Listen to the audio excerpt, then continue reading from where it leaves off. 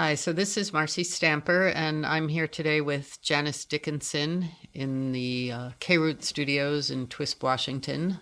Appreciate Don Ashford's generosity of letting us record here. Today we're picking up on our conversation from last time about Braver Angels and some of the principles of the group and how it's had such a major change in Janice's life, and I think for other people you know as well. Some of the things I'm really curious about is, what are the skills that they teach people in these workshops that enable it to make such a profound difference? Yeah, that's a really good question. The workshops are laid out. There's some foundational workshops that Braver Angels does, and each of those workshops has a certain set of skills that they teach. For example, we have a Skills for Bridging the Divide workshop, and in that we teach listening skills and speaking skills, and it's a sort of 3-hour format. We go through particular skills. For example, one of the listening skills is how to paraphrase. So you're having a conversation with someone, and true listening, you're able to paraphrase back to that person basically what they have told you. So we teach that skill, and then we send people into breakout rooms to practice that skill. So for example, for listening skills, we teach paraphrasing. We teach people to look for areas of agreement and to actually look for life experiences to understand. So questions of curiosity would be asked of the person when you're listening. And there's some foundational things that we start with before we do any of that. And there's some really important kind of foundational tenets that we use in all the workshops before we teach any skills. And some of those things would be that there's a core of respect and curiosity and openness that we want to have for the other person in the conversation. And that also that we want to be looking to have a conversation where everyone comes out feeling okay about themselves. No one's portrayed as stupid or blind or narrow or self-serving or bigoted. And that the people in the conversation have we come with an understanding that there are areas of common ground, common values. So if I'm listening, if I can find even the smallest point of agreement with the other person, that's really helpful. And then in the second half of the training, we teach people how to actually speak to the other person. And in those speaking skills, then we give training in the skills, and then we send people into breakout rooms to practice. And we put people in breakout rooms with people from the same political leaning, and it's more done in a role-playing perspective so that conversations don't get out of hand. So the skills that we're working on in that workshop are basically the skills of listening first and then speaking second. And there's other workshops that go beyond that. Probably my favorite one is Depolarizing Within, which teaches people to listen, listening skills, and then skills of acknowledging reflecting back what that person has told you, and then doing what we call a pivot, which is where we actually work on teaching people how to ask, not necessarily in words, but how to ask permission to give their perspective. Because if you give your perspective without the other person being interested in that, then that's always a conversation stopper. Those are a couple of the different workshops. There's also a Families and Politics workshop where we teach skills on how to deal with individual types of family members and specific skills to address each type of person. For example, in a family situation, there's one role called a gladiator, which is someone who's really just going for the jugular and jumps into the conversation. A good example might be a gladiator who's a conservative who has a liberal person in their family that says, all you liberals, all you think is blah, blah, blah. And so we teach skills on how to sort of acknowledge the person and take in what they're saying without getting triggered into an argument. So who are the participants? I mean, are people vetted before they are able to be part of Braver Angels, or, do they have some way of being sure that things are going to have a positive outcome? That's an interesting one, isn't it? Because these are people can sign up for the workshops. There's no vetting. There's no process that we have for deciding who can come to the workshops. Most of the workshops are done for organizations. So, for instance, last week I did a workshop for a group in Wisconsin that were all people that networked together with state agencies, and they wanted to have a workshop on how to be able to communicate better with each other, knowing that they were both reds and blues in the organization. So the vetting process is through them in those situations, but there's national workshops where anybody can sign up. So we actually go through a lot in the beginning of the workshop, a lot of specifics on how our workshops run and what the ground rules are. I think I mentioned respect, curiosity, openness. The expectation is that people come into the workshop, they abandon their expectation to change the other person, to change their core attitudes and beliefs. And they abandon the expectation that facts will be agreed on and logic will be followed consistently. Those kinds of things are really important to do in the beginning. And then as a Zoom manager, we're all trained that if someone were to get out of hand, we can stop that person from being involved in the meeting. But I've done many workshops, I've never ever had that even come close to happening. And I think it's motivated by who takes the workshops. Well, that's what I was thinking. So to some degree, if people are interested enough to follow up and take a workshop, they're looking for a way to have satisfying interactions and to understand something about other people. I think there's a lot of people sign up for workshops because they're having a really hard time with someone in their life, for example, in their family or someone at work. Or they're, like I started with just a general bad feeling about what was happening in our country and wanting to just become part of the solution. But I notice a lot of people really get hooked into taking one of our workshops because they're having a hard time in their life with someone or some people. Right. So the people who sign up for the workshops tend to be motivated, but I still have seen a lot of people come into the workshop and say, I just don't see how this could possibly work. But they don't, they do it in a way of just being honest. And occasionally people leave the workshop saying, I'm not sure much has changed for me, although that's also kind of rare. Usually people have some sort of movement in their ability to see how this could work, even if they can't do it yet. Even after just one workshop? Yep. Yeah, it's pretty cool. We do a checkout at the end, and most people say it was very meaningful to them and they learned something. So I think in my notes from when you were describing this to me, it sounds like the skills that are taught in the workshop are more about changing your own perspective and outlook than specific techniques for interactions with the other person or what to say if they say this type of thing. Although in the workshops, we give everyone a participant guide, which is many pages long, and there's practice dialogues in there. So we actually give them things to say.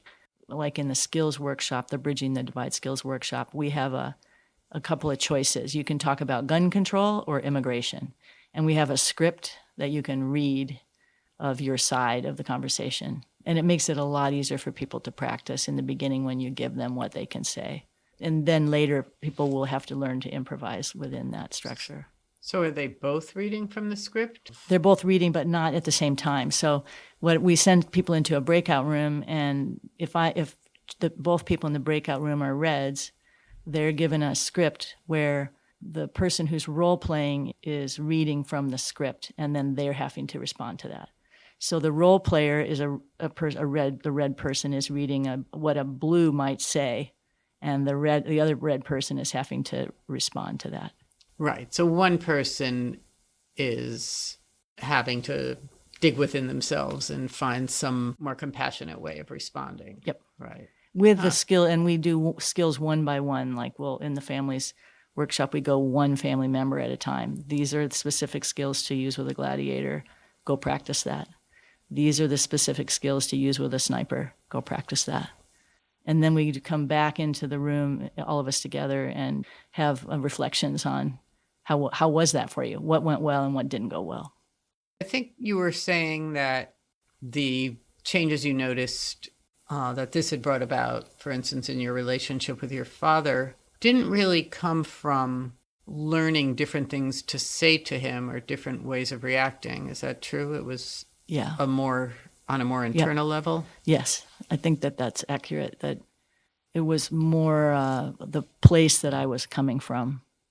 So having learned that I'm not entering conversations trying to change his mind, and that I'm not entering a conversation thinking he's not intelligent for having an opinion that's different than mine. Those were the things that were the biggest help for me. Yeah. And I think that's true. I think what we're really working on is foundational change within ourselves. So, for instance, if somebody makes a statement of their views, it's just a frank statement. It's not necessarily trying to stir things up. How would you respond to that differently after going through some of these trainings? Well, I'll give you a good example. Right before I came here today, my dad called and he was really upset because he'd been watching the news and he had some really strong opinions and he was really not happy and was poking at me to have a conversation that wasn't happy with him. And I think when I knew I was on my way to talk to you about Bravery Angels, I thought, oh, this is a perfect opportunity. And so I felt within myself that I wasn't triggered by that. It didn't bother me. I could think to myself, well, I know where he's coming from. He's an 88-year-old man. His life has been this way. He's not doing this with the intention of hurting me. He's just in a bad place. So I could understand that more, I think, than I used to. So he was indeed upset by the news, so he wanted to call you and, I don't know, somehow get that off his chest. And so you just listen and... Yeah, I do. No, and his news is from the other side from where I stand politically. One of my lines is that it seems to really be helpful with him is, I'm sorry that you feel that way. That must be really hard. And I am, truly. I mean, I know it's hard for him. He's an older person. He's at home all day long watching the news, and no matter what side of the political spectrum you are from, that is hard. I mean, there's a lot of upsetting stuff in the news. Very much so. Regardless of your perspective. Regardless of whether you agree with it or not. Yeah. It's very upsetting, right? And ironically, my mom, who has passed away several years now, she watched the other side of 24-hour news network of the other side. Wow. So, and I saw the same thing in her, that, and as she would also call you all upset about the news. Yeah. Mm-hmm.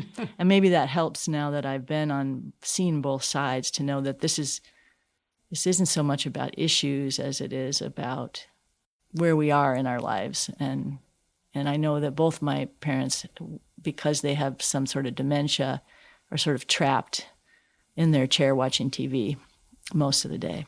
Right. Yeah.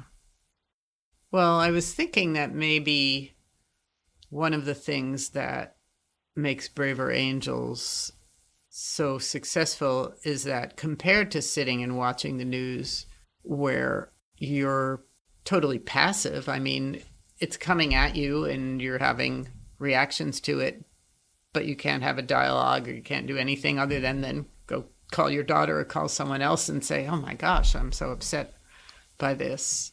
So in this instance, through Braver Angels, people could actually have a discussion with somebody about why they're upset and maybe, as you just described, get some kind of compassionate response. Right, and my compassionate response to him often ends, it didn't today, but it usually ends in him saying, yeah, I watch too much news. I really don't want to do this anymore. Unfortunately, he doesn't have very good skills in watching something else. And I don't live next door, so I can't go over and change the channel for him, but yeah. I could also add that one of the things that happens a lot is that I find myself in conversation with friends where there's some negative conversation happening about the folks on the other side of the political divide. And it's kind of we call that being in a silo.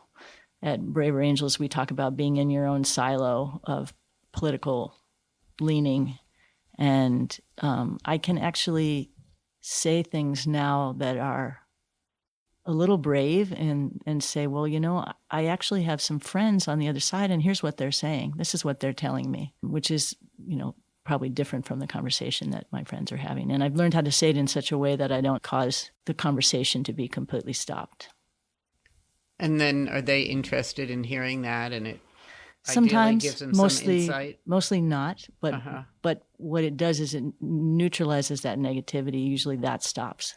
And I notice that my husband, I think I've told you before, my husband used to do quite a bit of that, and he doesn't do that anymore, at least around me. And that's a small thing, but actually if we all did that, that would be a huge thing, because we're creating toxicity by just talking to our own side about how bad the other side is. And that causes that process I think I mentioned in our last talk about when you dislike someone, that can escalate to dehumanizing the other side and believing that they're less human, less worthy people, which eventually then can lead to violence and bad things. So you're depolarizing at a low level your community or your friends or your family around you. It sounds like the people who are coming to these workshops aren't doing it, but in real life, if somebody makes a really offensive statement or something that's really trying to get you, and what sort of techniques you've learned for dealing with that. We teach that at the end of the Family and Politics workshop, of how to deal with a conversation that's not going to be useful and has gone south. And basically, it's an exit strategy.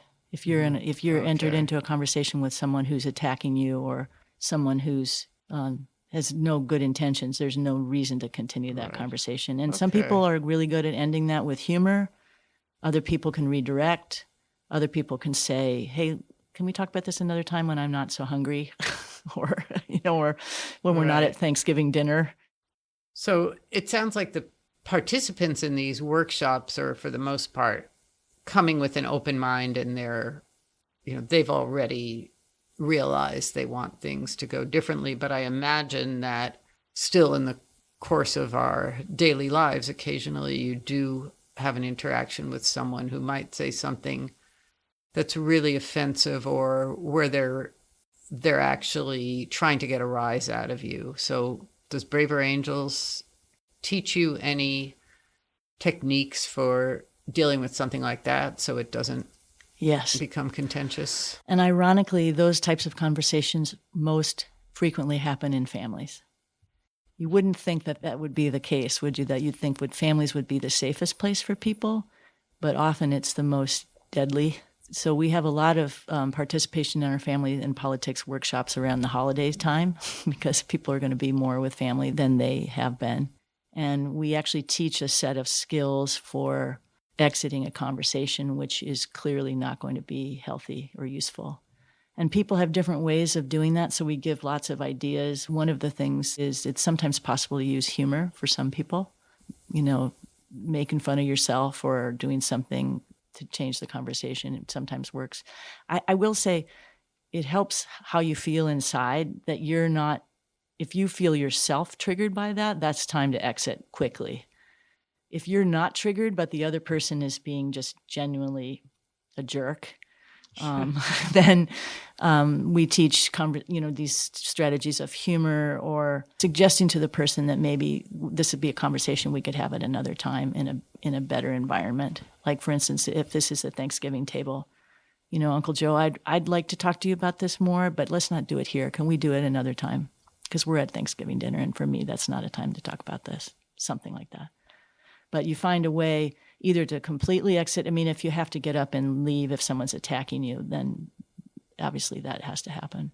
But most times it seems like if you're managing yourself and learning how to deal with not getting triggered by these other people's different views, then it's just maybe understanding that this isn't a good time to have this conversation. This person's not in a good place to have it. And what can I do to get out of it as quickly as possible with as little damage as possible?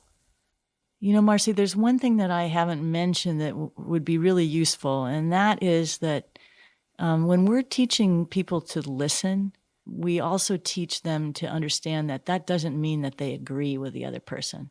So I'm listening to someone and I'm trying to understand their position, but I don't have to change my position. And I don't have to agree with their position, but my intent is to have a relationship with the other person and bridge the political divide, not because we stopped believing our beliefs, but because we understand that we're both human and we agree to disagree, which is another useful way to end a conversation, is agree to disagree. Uncle Joe, can we just agree that we don't agree on this? And let's go back to the turkey. Something like that. So it's really important, because I think a lot of people think that if they listen to someone else, that means they agree. What we teach is that we're entering into conversations not to try to change the other person, and that I don't have to change myself either. I can hold firmly on my beliefs that are core to who I am and still listen to someone else in a meaningful way.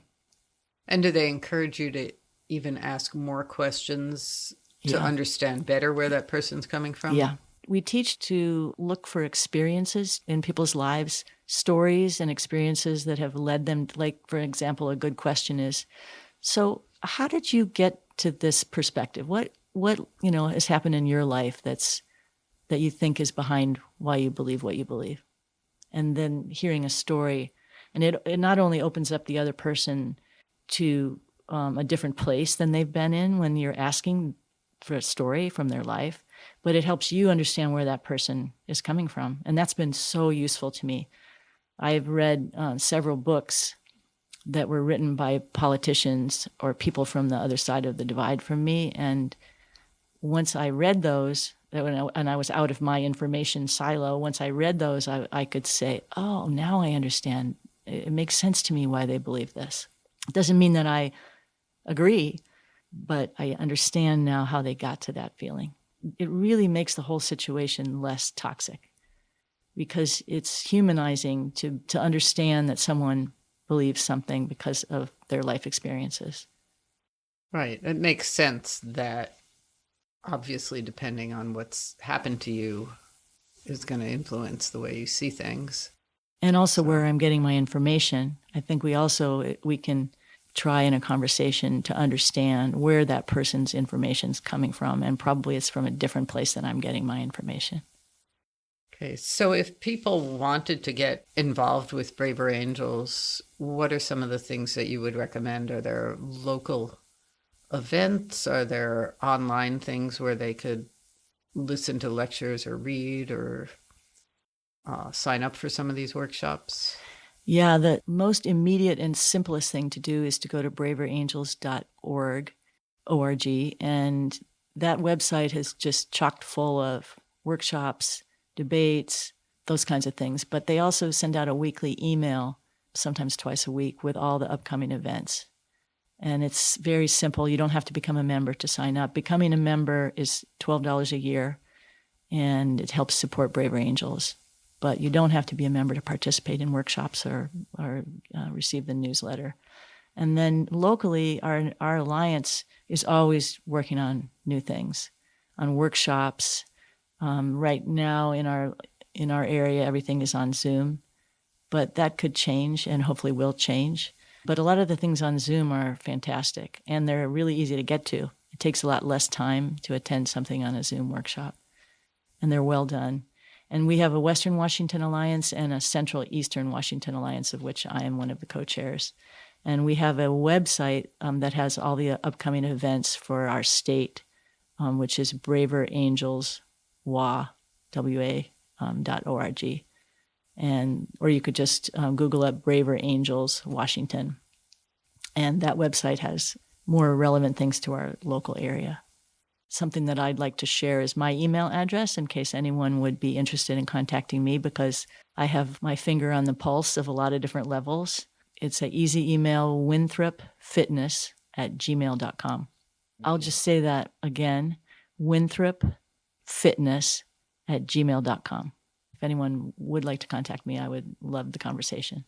Thanks again for taking the time to share all this interesting information. I know I'm going to go on there and read some more things and listen to some more of the lectures. It just seems like they've got some really important insights for all of us. So thanks, Marcy, for your curiosity and great questions. I really appreciate it. Well, thank you for your time.